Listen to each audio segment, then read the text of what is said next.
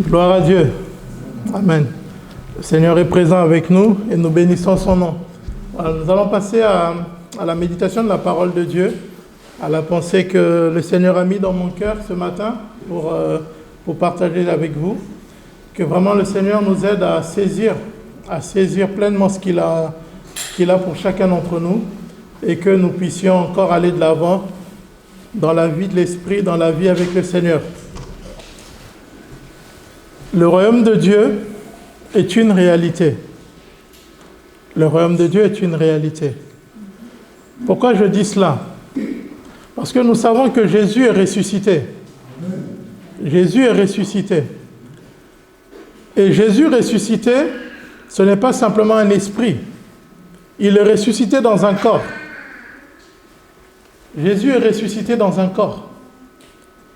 Et au jour d'aujourd'hui, ce corps est bien quelque part. Donc le royaume des cieux est réel. Aussi réel que peut l'être la France ce matin, la Belgique, le Congo, tout ce que vous voulez, la Martinique, la Guyane, tout ce que vous voulez.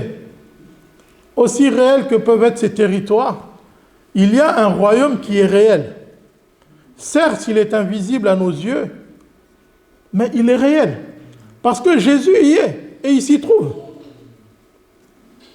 Et bientôt il revient, et quand il reviendra, il va l'exposer aux yeux de tous.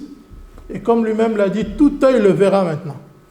À son retour, tout le monde le verra. On ne pourra plus se poser la question de savoir est-ce que c'est vrai ou pas vrai. Non, chacun d'entre nous, nous le verrons.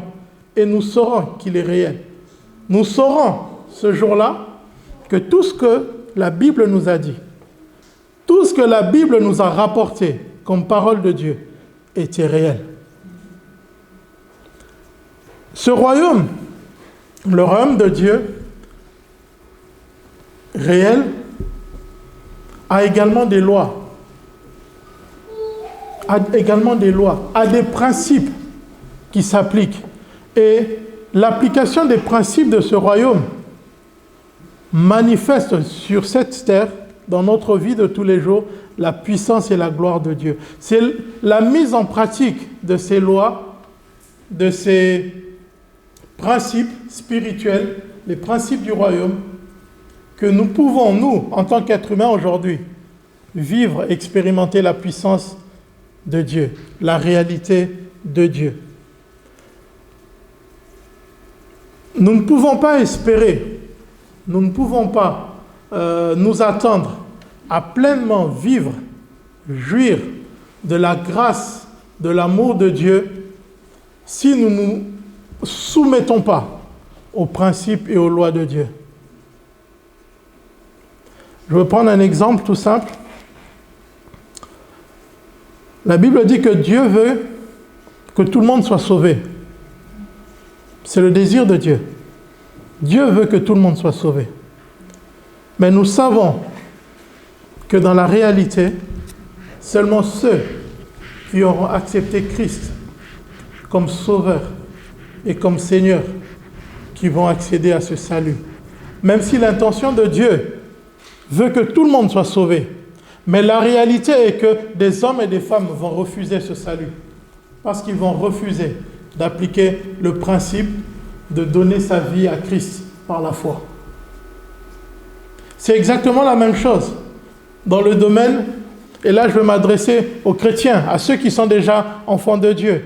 Je sais que nous aspirons tous, en tout cas je l'espère, à vivre la puissance du Saint-Esprit. Nous aspirons tous à la prospérité dont la Bible nous parle. Je parle de la prospérité de la manière dont le Seigneur en parle. Je ne dis pas que tout le monde sera millionnaire, mais que tout le monde puisse subvenir à ses besoins. Oui, ça j'y crois. Parce que Dieu est celui qui pourvoit. Dieu est celui qui pourvoit. Je ne dis pas à chacun d'entre nous ici que voilà, nous allons tous acheter des châteaux. Nous allons tous, parce que nous sommes chrétiens, dominer dans ce monde. Non, la Bible nous dit le contraire, ce monde est perdu. Mais ce que je dis, c'est qu'en mettant en pratique les lois de Dieu, les principes spirituels, les lois du royaume de Dieu, nous pouvons expérimenter la grâce de Dieu, la provision de Dieu. Il est vain de vouloir vivre ces choses et de les désirer, même de prier et de vivre selon d'autres lois et d'autres principes. Ça ne marche pas. Même si nous sommes enfants de Dieu, il y a des choses qui ne marchent pas. Parce que nous soumettons nous-mêmes à des lois et des principes qui ne sont pas de Dieu. Je vais prendre un deuxième exemple. Supposez un Français qui va au Japon. Nous savons très bien que la culture française est très différente de la culture japonaise. La manière de vivre en France est très différente de la manière de vivre au Japon. Alors, imaginons notre Français qui arrive au Japon. Il veut vivre à la française. Il veut vivre selon les principes et les coutumes françaises au Japon. Et il espère bénéficier pleinement de ce que le Japon peut offrir. Est-ce que vous pensez que naturellement c'est possible? Non. Si tu veux vivre pleinement de ce que le Japon peut offrir, tu dois accepter, tu dois adopter la manière de vivre japonaise. Aujourd'hui, on entend très souvent dans les débats au niveau de la télé, à tort ou à raison, c'est pas mon propos ce matin, mais on parle du fait en France, pour vivre en France et jure pleinement de notre pays, il faut respecter les lois de la République. Oui ou non? Mais c'est exactement la même chose. C'est exactement la même chose. Ce que nous acceptons naturellement, il faut comprendre que spirituellement, c'est exactement la même chose. Si nous voulons jouir pleinement du royaume de Dieu, nous devons vivre selon les principes du royaume. Nous devons vivre selon les principes du royaume. Nous ne pouvons pas faire fi de ces choses. Beaucoup d'enfants de Dieu refusent cela. Ils veulent vivre selon leurs propres principes, leurs propres règles, leur propre sagesse, et ils veulent jouir de ce que Dieu donne. Il y a certaines choses qui peuvent passer. Mais arrivé à un moment donné, on ne peut pas, on ne se moque pas de Dieu. On ne se moque pas de Dieu. Il faut le comprendre. Et aujourd'hui, ce que nous cherchons, nous appelons encore, et j'appelle encore ce matin, à vraiment révolutionner notre manière de penser et de vivre. Nous devons changer notre manière de vivre. Nous devons accepter les principes de Dieu. Nous devons accepter les principes du royaume de Dieu. Sans quoi nous aurons des désirs, sans quoi nous aurons envie de vivre, d'expérimenter, de faire des choses pour Dieu. Mais nous ne jouirons pas de tout ce que Dieu a prévu pour nous. Nous ne jouirons pas de ces choses. Un premier principe, mais vraiment, j'ai envie de dire, c'est la porte. C'est la porte. Pour celui ou celle qui veut suivre Christ et marcher avec Christ. Pour celui qui veut être son disciple. Quand je parle de disciple, c'est-à-dire entrer dans ce que Jésus a initié. Jésus est venu sur la terre et il a initié quelque chose. Jésus est venu manifester le royaume. Et il veut que ceux qui sont à lui et qui se prétendent d'être ses disciples, ceux qui veulent continuer ce qu'il a commencé, il y a une chose qu'il n'a pas cessé de dire. Regardons ensemble, s'il vous plaît, dans Luc chapitre 14, le verset 26. Luc 14, verset 26. Moi, je lis dans la version Semeur. Luc 14, verset 26. Voici ce que le Seigneur Jésus dit. Si quelqu'un vient à moi et n'est pas prêt à renoncer à son père, à sa mère, sa femme, ses enfants, ses frères, ses sœurs, et même à sa propre vie, il ne peut être mon disciple. Jésus dit, il ne peut pas. Le problème est qu'aujourd'hui, nous relativisons les choses. Nous avons tellement ramené Dieu à notre dimension que nous nous permettons aujourd'hui de remettre en question ce qu'il a dit. Nous n'avons plus cette notion de l'autorité du roi, parce que dans notre environnement aujourd'hui, nous ne savons pas ce que c'est qu'un royaume, en réalité. Nous ne savons pas ce que c'est qu'un roi. Les rois que nous avons aujourd'hui dans certains pays n'exercent plus l'autorité du roi comme cela devait être exercé. Nous avons des rois, nous avons des reines, mais ce ne sont pas eux qui déterminent la loi même du pays. Ils ne déterminent pas. Le roi, à l'époque, pour bien comprendre, est celui qui déterminait la vie même de ces sujets. Il avait droit de vie ou de mort sur ces sujets. C'est ça un roi. Quand nous disons Jésus est roi, mais quel genre de roi nous pensons qu'il est? Dans un royaume, le roi est la loi. Le roi est la loi. Et quand le roi ordonne, la chose s'exécute. Et comme nous n'avons plus cette notion de royauté, aujourd'hui nous sommes remplis de la notion de république, où chacun a son droit. Je ne remets pas en cause la démocratie et tout cela, je ne remets pas ça en cause. Simplement, pour comprendre la parole de Dieu, nous devons nous mettre dans le contexte de la parole de Dieu. Comment ça a été dit? Pourquoi Dieu a utilisé ces mots-là? Pourquoi Dieu a voulu nous parler, en parlant de lui-même et de Jésus, il a utilisé le mot roi? Il n'a pas dit un président. Jésus n'est pas un président. Jésus n'est pas un président. Dieu ne s'assied pas sur son trône et il commence à demander la vie de chacun. Dieu décrète. Il décrète. Vous ne verrez jamais Jésus dans les évangiles demander Pierre, dis-moi, qu'est-ce que tu penses de telle ville, de telle histoire? Qu'est-ce que tu... Non. Et les seules fois où il va poser des questions à ses disciples, c'est pour démontrer quelque chose. Jésus n'est pas un président. Le royaume de Dieu n'est pas une république. C'est un royaume. Et nous devons bien comprendre cela. Et le roi du royaume dit, celui qui n'est pas prêt à renoncer à sa propre vie n'est pas digne. Il ne peut pas être mon disciple. Dans d'autres versets, il dit, il n'est pas digne du royaume. Nous devons le comprendre. C'est une manière de penser différente que nous devons avoir. Si nous voulons réellement vivre ce que Dieu dit, expérimenter la puissance du royaume de Dieu dans nos vies, nous devons comprendre et accepter cela.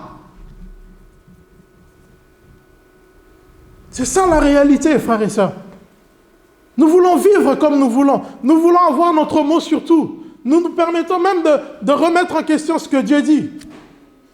Parce que nous avons été éduqués comme ça. C'est le principe même de notre éducation en Occident, en particulier en France. Il faut tout démontrer. Il faut tout remettre en question pour arriver à la vérité. Mais la Bible n'est pas comme ça. La Bible n'est pas là pour prouver si Dieu existe ou pas. La Bible dit que Dieu est, point. La Bible n'est pas un livre historique. La Bible parle du Créateur et dit au commencement Dieu. Au commencement Dieu. Ça c'est dans l'Ancien Testament. Dans le Nouveau Testament, l'apôtre Jean va dire au commencement était la parole. Dans d'autres versets, il dit celui qui est la parole. Au commencement était celui qui est la parole. Et celui qui était la parole est Dieu. Il était avec Dieu, il est Dieu. Nous devons comprendre, nous mettre dans la pensée de Dieu. Et le Seigneur dit, si tu n'es pas prêt à renoncer à toi-même, tu ne peux pas me suivre. Tu ne peux pas me suivre. Regardons un autre texte que le Seigneur va utiliser. Dans Matthieu chapitre 6, le verset 24. Matthieu chapitre 6, verset 24.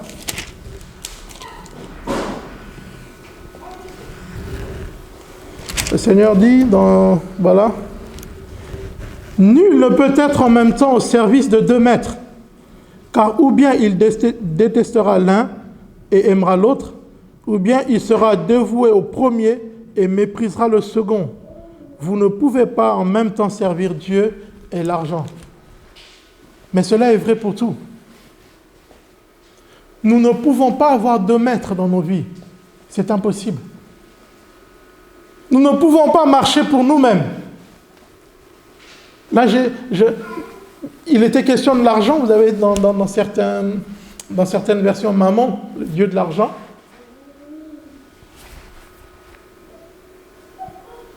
On ne peut pas avoir deux maîtres. Nous ne pouvons pas. Nous ne pouvons pas dire « j'aime Dieu, je marche pour Dieu » et de l'autre côté marcher pour soi-même. C'est impossible. Soit tu vivras selon tes propres principes, dans le fond, tu vivras selon tes propres principes, ou soit c'est Dieu que tu suivras. Mais tu ne peux pas faire les deux. Tu ne peux pas faire les deux. Tu ne peux pas faire les deux. Jésus dit, c'est pas possible. Ce n'est pas possible. Ce n'est pas possible. Nous pouvons trouver toutes les excuses aujourd'hui. Quelqu'un peut me dire ce matin, non, écoute Alain, je suis d'accord avec ce que tu dis, mais écoute, tu sais, il y a quand même la réalité de la vie de tous les jours. Aujourd'hui, il faut bien que je pense à moi, je dois penser à ma famille, je dois penser... on est là, on vit. Je suis d'accord avec toi, on vit. Mais Dieu dit, tu ne peux pas servir deux maîtres. Tu ne peux pas. Tu ne peux pas. Tu ne peux pas. Ce matin, j'aimerais vous interpeller là-dessus. La logique veut que nous nous appuyons sur nos forces, nos qualités, notre sagesse et tout cela. Il y a une sagesse dans ce monde. Il y a une logique dans ce monde. Il y a une manière de faire dans ce monde. Il y a une manière de faire dans ce monde. J'ai le témoignage d'un ami qui était bien installé, il avait tout, femme, enfant, ils avaient déjà acheté une maison, ils avaient tout. Et puis, il s'est fait que le Seigneur les a conduits à vendre leur maison pour aller plus loin et tout ça. Quand ils ont vendu leur maison, il m'a dit, si tu savais tout ce qu'on a entendu comme critique, comment vous pouvez vendre une maison? Elle était presque payée. Comment? Ça ne se fait pas. Est-ce que Dieu ne pouvait pas vous dire de faire ci, de faire cela? Parce que ça ne se fait pas. La logique humaine veut que ça ne se fait pas comme ça. Le but même, c'est de travailler, gagner sa vie, gagner de l'argent, acheter une maison, en faire sa résidence, la résidence familiale et tout ça, et puis on transmet. C'est ça la logique. Mais tu ne peux pas casser les choses comme ça et vendre ça et me dire que c'est Dieu qui m'a dit... Mais Dieu nous a donné une sagesse. Le frère a dit, mais... La question c'est, est-ce que c'est Dieu ou c'est pas Dieu? Est-ce que c'est Dieu ou ce n'est pas Dieu? Est-ce que j'accepte que Dieu ait une main mise sur ma vie et que s'il décidait que je vende ma maison, je la vendrais?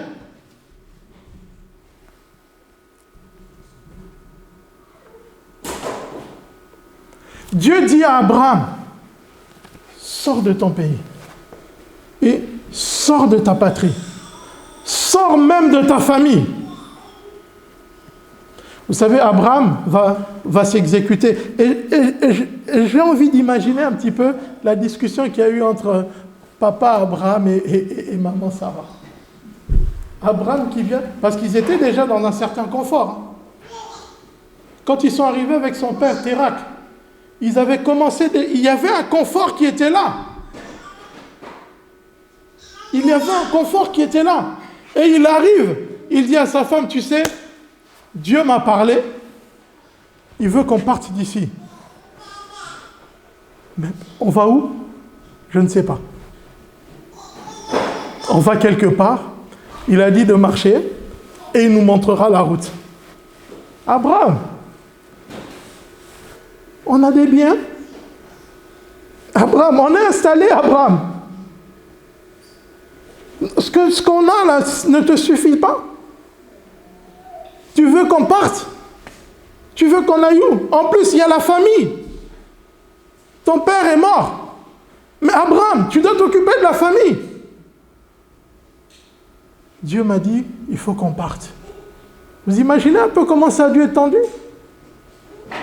Est-ce que tu as une preuve de ça, Abraham? Est-ce que Dieu t'a donné un mot? Non. Il m'a parlé, j'ai entendu sa voix. Mais c'est ça. Parce que parfois nous lisons des textes et après on se dit oui, ça s'est fait comme ça, c'était comme ça. Non. Mais cet homme s'est levé par la foi. C'est pourquoi Dieu l'appelle le père de la foi. Cet homme a décidé de tout quitter. Et encore, même quand il va quitter, il va prendre avec lui son neveu Lot. Dieu lui avait dit, quitte ta famille. Il va prendre Lot. Et il va traîner Lot avec lui pendant un certain temps. Mais quand il va faire ça, la promesse et la vision de Dieu va tarder. Parce que le nom de Lot veut dire un voile. Veut dire voile. Donc Lot, ce qu'il a pris avec lui, a voilé ce que Dieu voulait lui faire. Et ça a mis du temps comme ça. Parce que Abraham n'a pas obéi tout de suite à Dieu. Et vous verrez quand Abraham va se séparer de Lot, tout de suite Dieu va lui apparaître et lui dit, Abraham, compte maintenant les étoiles, et tu vois ça, ça représente tous les enfants que tu auras, toute ta descendance. Parce qu'il a accepté de faire maintenant ce que Dieu lui dit de faire. Donc, ce que je veux vous dire, c'est que si Dieu est Dieu et que nous lui appartenons, nous devons accepter la mainmise de Dieu sur chaque aspect de notre vie. C'est ce que Jésus dit. Jésus ne nous appelle pas à quitter nos familles. Jésus ne nous appelle pas à abandonner nos familles. Il ne nous appelle pas à ça. Ce que Jésus nous dit, c'est que si tu veux être mon disciple, je dois être le moteur qui conduit ta vie. Et rien d'autre. Personne d'autre. Même pas toi-même. Même pas toi-même. Même pas toi-même. Regardons un texte, si vous voulez bien.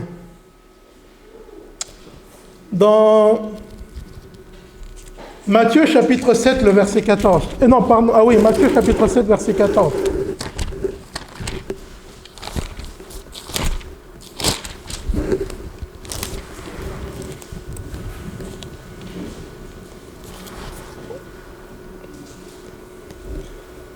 Il dit, mais étroite et resserrez le sentier qui mène à la vie, qu'ils sont peu nombreux ceux qui le trouvent. Étroite est la porte, resserrez le chemin qui mène à la vie, et il y en a peu qui les trouvent. Frères et sœurs, je vais vous dire une chose. Le Seigneur veut que chacun d'entre nous, nous puissions réellement jouir de la gloire et de la puissance de Dieu. Que chacun d'entre nous, nous voyons ces promesses auxquelles nous nous appuyons, sur lesquelles nous nous appuyons, s'accomplir dans nos vies. Mais Jésus dit, l'accomplissement de ces promesses est un chemin qui est très resserré. S'abandonner soi-même est quelque chose de très difficile. Il dit, très peu le trouvent. Très très peu arrivent à trouver ces choses. Il n'est pas question du salut. Ce n'est pas une question de salut. Le salut, on peut parler du salut aussi. Le salut, le seul chemin du salut, c'est Christ. C'est Christ le seul chemin du salut. Mais il est aussi question de la puissance, de la manifestation de Dieu dans la vie d'un homme et d'une femme. C'est aussi un chemin qui est étroit. Et c'est le chemin du renoncement à soi. Accepter de vivre pour Dieu, pour le Seigneur et uniquement pour le Seigneur. Nous voulons nous comparer souvent à l'église primitive. Nous aimons nous comparer à Paul, Pierre. Nous aimons nous comparer aux apôtres. Parfois même, nous les critiquons. Parfois même, nous disons, oui, mais lui, il a dit ça, il est ceci, il est cela. Frères et sœurs, ces hommes ont quitté leur vie. Ils ont quitté, ils ont accepté, ils ont payé ce prix. Et s'ils ont vécu la puissance de Dieu, s'ils pouvaient se poser, se mettre devant des hommes et des femmes et dire, Dieu dit que, frère, parce qu'ils ont payé un prix. Quel est le prix que nous avons payé? Quel est le prix que toi et moi avons payé pour nous tenir devant Paul et dire, Paul, je ne suis pas d'accord avec toi dans ce que tu dis? Quel est le prix que nous avons payé? Quel est le Saint-Esprit qui est derrière nous pour que nous puissions faire ça? De vous à moi. Soyons honnêtes. Qui a payé ce prix-là? Aujourd'hui, il suffit qu'on nous demande de renoncer à un seul privilège. Oh. Et surtout nous, Français, les contradicteurs par excellence.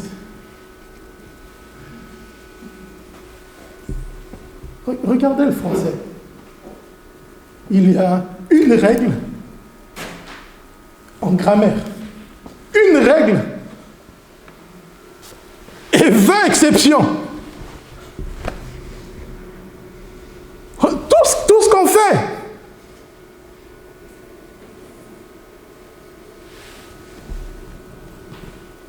Tout le monde doit porter le masque. Mais sauf, et au final, personne ne met plus le masque. Et quand on en fait une obligation, tout le monde va dans la rue.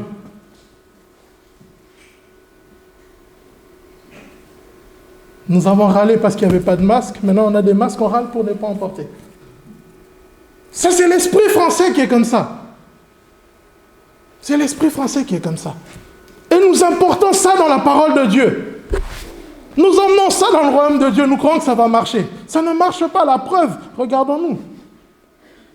Nous gémissons, nous crions, nous pleurons pour expérimenter la puissance et la gloire de Dieu. Dans nos églises, les gens sont de plus en plus malades.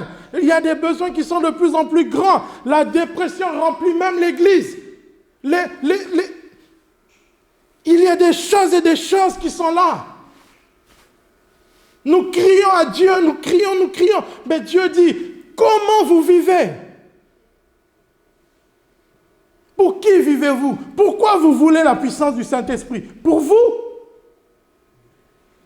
Pourquoi vous voulez que je visite vos églises? Pour qu'on dise que votre église est grande. Pasteur, pourquoi tu veux l'onction? Pour faire tomber les gens? C'est ça la réalité aujourd'hui. Mais Jésus dit, la porte étroite. Renonce à toi-même. Renonce d'abord à toi-même. Renonce à toi-même. C'est la première chose. Renonce à toi-même. Marc chapitre 10. Non, excusez-moi. Luc chapitre 9, pardon. Luc chapitre 9. Luc chapitre 9, à partir du verset 57. Luc chapitre 9, à partir du verset 57.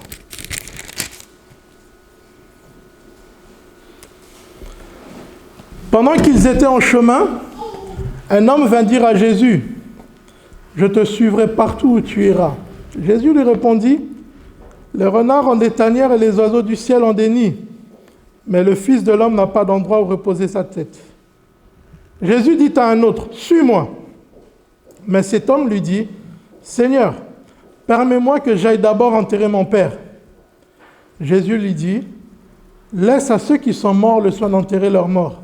Quant à toi, va proclamer le royaume de Dieu. » Un autre encore lui dit, « Je te suivrai, Seigneur, mais permets-moi d'abord de faire mes adieux à ma famille. » Jésus lui dit, « Celui qui regarde derrière lui au moment où il se met à labourer avec sa charrue n'est pas prêt pour le royaume de Dieu. Quiconque met la main à la charrue et regarde en arrière n'est pas propre au royaume de Dieu. » Et là, je veux m'adresser à ceux qui ont commencé, à ceux qui se sont engagés, qui ont commencé à travailler avec Dieu, et à un moment donné, ils se sont retirés parce qu'ils ont regardé ce qui était en arrière, c'est-à-dire ce qu'ils ont mis de côté, ce qu'ils avaient mis de côté. À un moment dans leur vie, ils ont accepté de payer un prix, le prix du sacrifice, le prix de mettre de côté parfois certains privilèges, parfois certains avantages. Et ils ont commencé à travailler avec le Seigneur. Et puis pour X raisons, ils sont retournés.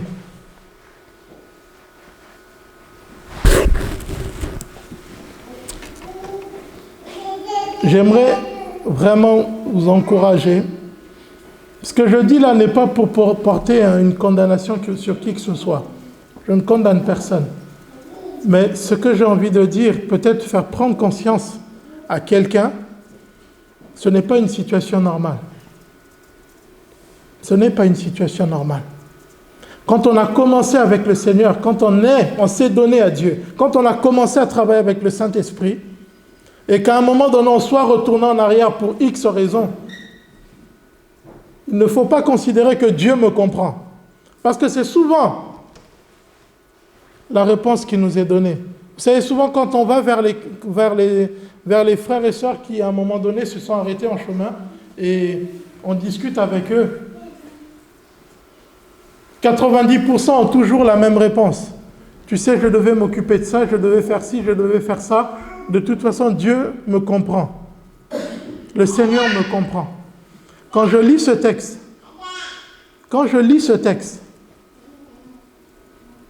Jésus dit non. Non. Parce qu'avant ce texte, il y a un autre texte où Jésus dit, si quelqu'un veut s'engager, qu'il mesure le prix à payer. Qu'il mesure le prix à payer. Ça peut choquer ce matin. Ça peut choquer ce matin. Ce que je dis, ce n'est pas moi qui ai écrit la Bible, juste pour rappeler. C'est Jésus, le Saint-Esprit qui l'a écrit. Et ce sont les paroles de Jésus. Jésus lui-même a dit, si tu veux me suivre, réfléchis à combien ça va te coûter. Et si à un moment donné dans ta vie, tu as réfléchi et tu t'es dit, oui, j'y vais, et que pour X raison, tu retournes en arrière, et maintenant tu te crées ta bulle, et tu te plais dans cette situation-là, Dieu dit, ce n'est pas normal, tu dois sortir de là. Parce que tu es appelé à aller plus loin. Tu dois aller plus loin. Cette situation-là n'est pas ce que Dieu veut de toi. Dieu veut que tu ailles plus loin. Et il est prêt à mettre toutes ses ressources pour t'aider à aller plus loin. Il est prêt à t'accompagner. Il est prêt à te relever. Il est prêt. Parce que ce n'est pas le but de Dieu que tu commences quelque chose et que tu t'arrêtes en chemin.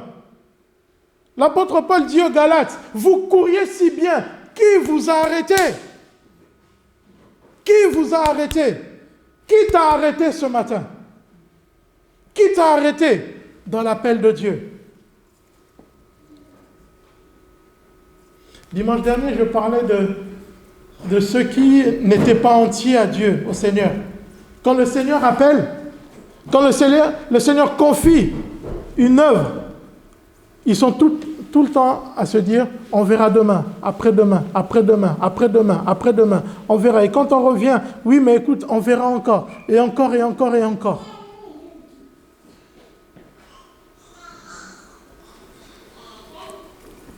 L'œuvre de Dieu, marcher avec Christ, être disciple de Christ, demande à être résolu.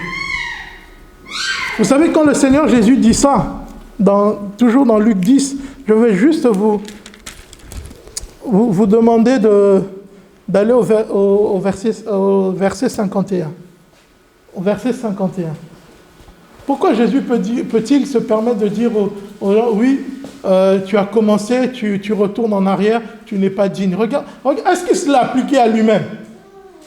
Est-ce que tu peux nous afficher le verset 51? Luc 9, verset 51. Lorsque le temps où il devait être enlevé du monde approcha, Jésus prit la résolution de se rendre à Jérusalem. Jésus sait que l'appel de la croix est arrivé. L'appel de la croix est arrivé. Il prend la résolution d'aller à Jérusalem alors qu'il sait qu'il va être arrêté. Il sait qu'il va à la mort. Mais il faut un cœur qui soit résolu. Et il prend la résolution d'y aller contre vents et marées. C'est pourquoi Jésus, est-ce que tu es résolu à me suivre? C'est ça la révolution dans nos pensées. Sommes-nous réellement résolus ce matin à suivre Jésus là où il veut nous emmener, dans le chemin resserré?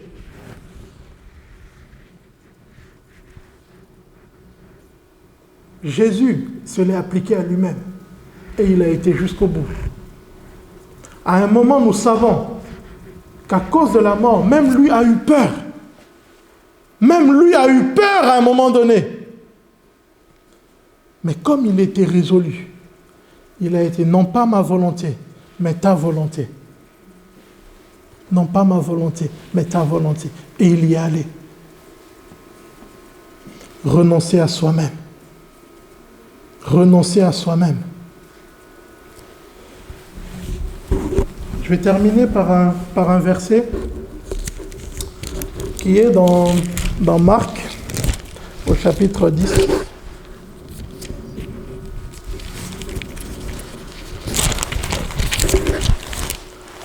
Ouais, c'est bien ça, Marc. Marc, chapitre 10, à partir du verset 28.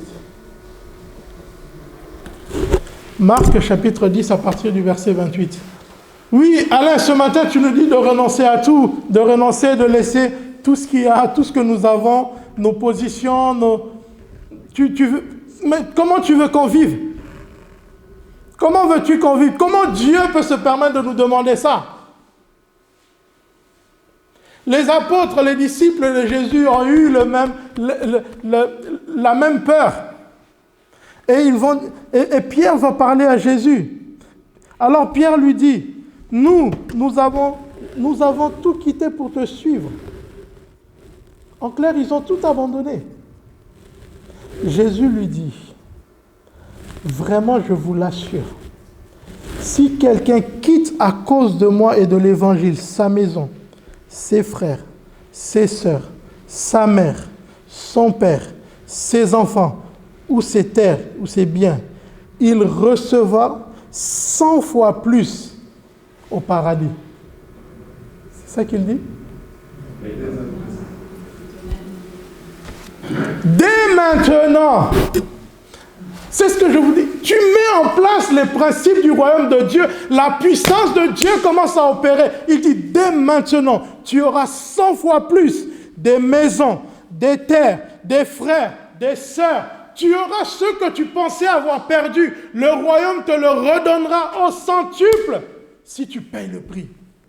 Mais comme tu ne vis que pour ton intérêt, tu ne vois rien et tu souffres même pour garder ce que tu as. Tu souffres pour garder ce que tu as. Abandonne. Livre-toi à Dieu. Dieu prendra soin de toi. Mais tu ne peux pas espérer la provision de Dieu. Tu ne peux pas espérer la grâce surnaturelle, surabondante de Dieu si tu ne te livres pas. Tu ne peux pas l'espérer. Tu ne vivras que des miettes. Est-ce que tu peux nous afficher le psaume 127, le verset 2?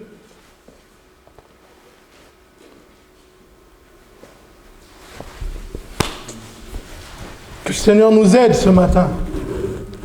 Psaume 127, verset 2, s'il te plaît.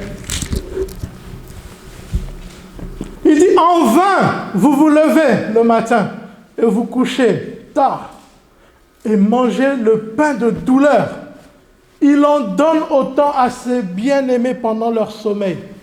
Frère, ce que tu cherches, il y en a pour qui Dieu le donne, ils n'ont rien fait. Ils n'ont rien fait. Dieu emmène, il donne la chose. Beaucoup d'enfants mangent le pain de la douleur. Les enfants de Dieu mangent le pain de la douleur. Beaucoup d'enfants de Dieu souffrent Parce qu'ils croient qu'ils peuvent par eux-mêmes produire. Dieu ne nous appelle pas à la paresse. Mais il y a une réalité qui est là.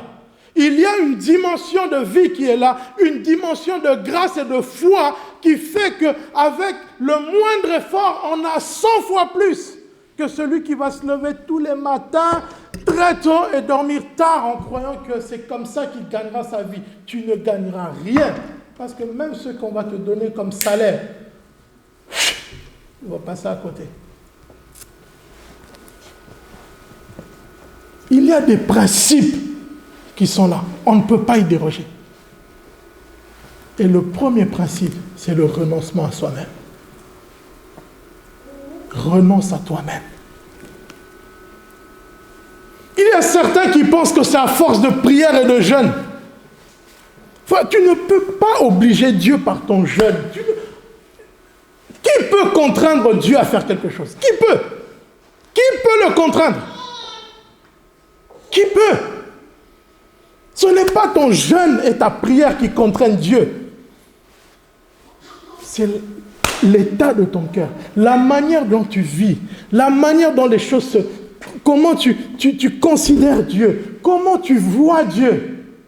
Combien de fois le Seigneur va dire « Arrêtez et sachez que je suis Dieu ». Ça veut dire « Arrêtez un peu ce que vous faites ». Parce que nous ne croyons pas toujours qui il est. Arrêtez et sachez que je suis Dieu. Je suis Dieu. L'or et l'argent m'appartiennent. L'or et l'argent m'appartiennent. J'ai eu une discussion, et je vais terminer là-dessus, avec un de mes petits jeunes. Un petit que je suis parfois, qui n'est pas de Chaumontel, mais avec que je suis un petit peu. Et il me parlait du fait qu'il voulait s'acheter une voiture, parce qu'ils en ont besoin. Mais ils sont allés à la banque, et tout était là, et tout. Et puis, mais le banquier, à un moment, lui sort... vous n'avez pas assez de revenus. Vous n'avez pas assez de revenus.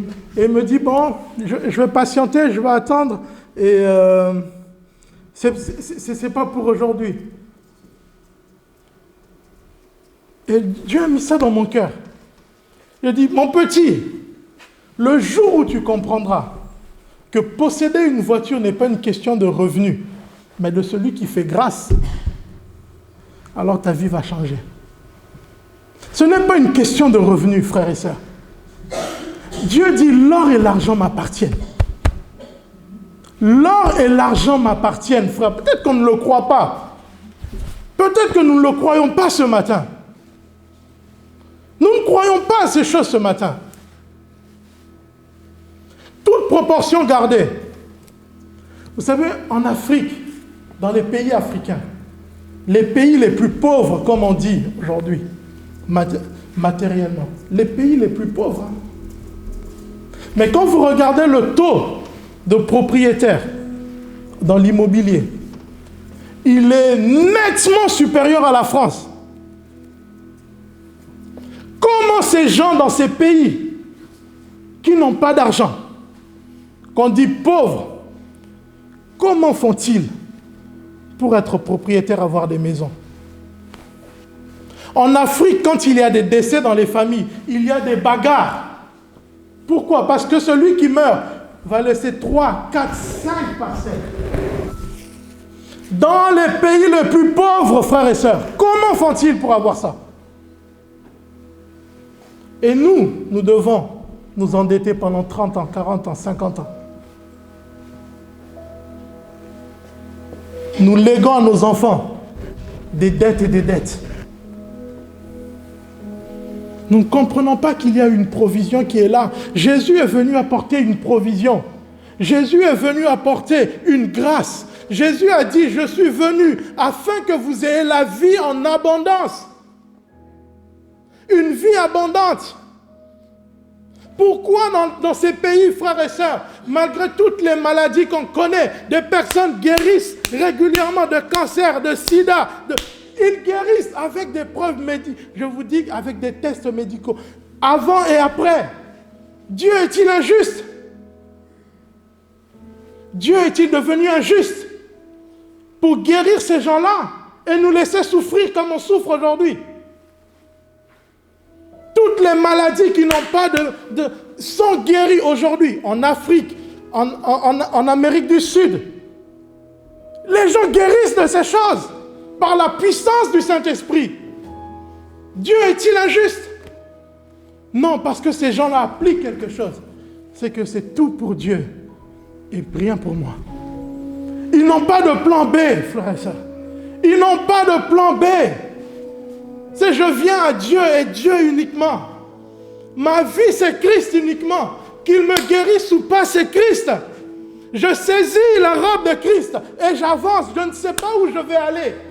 Je ne sais pas où tu m'emmènes, Seigneur. Mais Dieu dit, viens, suis-moi. Et quand tu suis Jésus, tout le char de sa victoire, de son triomphe, la victoire sur Satan, la victoire sur la mort et la maladie, t'accompagne, frères et sœurs. Vous nous accompagnez lorsque nous nous donnons à Christ. On nous a menti en nous disant que nous pouvons nous en sortir par nous-mêmes. Ce n'est pas vrai. Ce n'est pas vrai. Tu ne réussiras pas tout seul. Quelle que soit la sagesse ou l'intelligence que tu peux avoir, tu as besoin de Dieu. Tu as besoin de Jésus. Tu as besoin d'abandonner ta vie à Jésus. Tu as besoin d'abandonner ta vie à Jésus. Je parle aux chrétiens, je ne parle pas aux personnes qui ne sont pas encore à Christ. Et bien sûr, ceux qui ne sont pas à Christ, oui, je vous invite à accepter la grâce de Dieu. Mais je parle aussi aux chrétiens. Christ a besoin que chacun d'entre nous, nous livrons à lui. Tu ne sais pas comment ça va se passer. Je ne peux pas te dire qu'est-ce qui va se passer. Je ne veux pas te dire comment Dieu va faire pour résoudre ta situation. Je ne sais pas comment Dieu va faire pour te relever. Je ne sais pas comment Dieu va faire pour te guérir. Je ne sais pas comment Dieu va faire pour visiter ta maison et ta famille. Je ne sais pas comment Dieu va restaurer ton travail. Je ne sais pas comment Dieu va faire pour que tu aies suffisamment à manger dans ta maison. Tout ce que je sais, c'est que Christ dit, si quelqu'un renonce à tout pour moi, il va en recevoir des centuples aujourd'hui. C'est tout ce qu'il a dit. C'est tout ce que je veux vous communiquer ce matin. Renonce à toi-même et donne ta vie à Christ entièrement. Il s'occupera de toi. Nous voulons vivre la révolution, une révolution spirituelle. Tout pour Christ. Nos vies pour Christ. Je voudrais que ce soit quelque chose qui nous imprègne afin que nous puissions imprégner les autres. Quelque chose qui nous imprègne. Oh, vous pouvez me dire, allez, on n'est que quelques-uns. Quand Jésus a commencé à enseigner, il n'avait que 12 disciples. Il n'avait que 12 disciples. Il n'avait que 12 bonhommes. Le monde a changé par ces hommes. J'ai envie de vous dire, la situation spirituelle dans notre pays peut changer par le peu que nous sommes ce matin. Par le peu que nous sommes ce matin. Le Saint-Esprit n'a pas besoin de beaucoup. Le Saint-Esprit n'a pas besoin de beaucoup. Le peu que nous sommes, comme une semence à Dieu. Comme pour dire au Seigneur, Seigneur, je viens semer ma propre vie pour le royaume. Je viens semer ce que je suis pour ton règne. Je viens me livrer entre tes mains. Je ne sais pas ce que tu feras avec moi, mais simplement je me livre entre tes mains. Je vous garantis, le Saint-Esprit peut faire beaucoup avec chacun d'entre nous. Personne n'est plus élevé qu'un autre. Ce n'est pas une question de compétence, ce n'est pas une question de qualité, ce n'est pas une question d'intelligence. Ça n'a rien à voir avec ça. C'est une disposition de cœur. Donne-toi à Dieu et le Seigneur va t'utiliser comme il le souhaite. Et tu verras ce que Dieu fera avec toi. Parce qu'en même temps, il s'occupera de tes affaires. Amen. Est-ce qu'on peut prier le Seigneur, s'il vous plaît? Excellent Père de grâce, notre Dieu, notre Père. Nous bénissons ton nom ce matin parce que tu es le roi, tu es le Seigneur. Et encore merci ce matin parce que tu nous rappelles ces principes, tu nous rappelles ces lois, ces règles que toi-même as voulu pour chacun d'entre nous. Merci parce que tu nous introduis dans cette réalité, cette vérité ce matin. Seigneur, les uns les autres, nous voulons nous dire, Seigneur, nous voici devant toi. Nous voici, Père, devant toi, prêts à nous livrer entre tes mains pour servir à ta gloire. Nous voici ce matin, Père, tout ce que nous sommes devant ta face, Jésus, notre Roi, notre Seigneur et Sauveur, pour te servir. Merci parce que tu tu vas nous utiliser dans ta grâce. Merci parce que tu vas nous visiter dans ta grâce. Merci parce que tu vas manifester ta gloire et ta puissance dans nos vies. Merci parce que tu vas t'occuper aussi de tout ce dont nous avons besoin. Merci ce matin pour ce que nous avons partagé. Merci pour le Saint-Esprit au milieu de nous. Père, c'est dans le glorieux nom de Jésus-Christ que nous t'avons prié et nous te disons merci. Amen.